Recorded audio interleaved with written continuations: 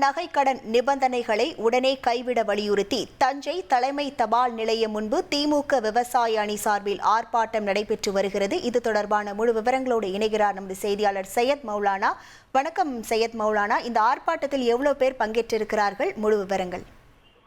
Corporate கம்பெனிகளுக்கு ஆதரவாக விவசாயிகள், நடுத்தர மக்களுக்கு, வியாபாரிகளுக்கு எதிராக மத்திய அரசு ரிசர்வ் வங்கி உத்தரவிட்டுள்ள நகை கடன் நிபந்தனைகளை உடனே கைவிட வலியுறுத்தி தஞ்சை தபால் நிலையம் முன்பு திமுக விவசாய அணி சார்பில் ஆர்ப்பாட்டம் என்பது நடைபெற்று வருகிறது. இதில் தேசியமயமாக்கப்பட்ட வங்கிகளில் நகை கடன் வைப்பதற்கு ரிசர்வ் வங்கி புதிய நடைமுறையை அமல்படுத்தியுள்ளது. இந்த நடைமுறையால் விவசாயிகள் மற்றும் பொதுமக்கள் மிகவும் பாதிக்கப்படுவதால் இதனால் ஏழை எளிய மக்கள் மீண்டும் வட்டியின் பிடியில் சிக்கும் நிலை உருவாகியுள்ளது. நகைகளை வங்கியில் இருந்து மீட்க முடியாமல் பொதுமக்களும் விவசாயிகளும் நகைகளை ஏலத்தில் இழக்கும் நிலை ஏற்படும்.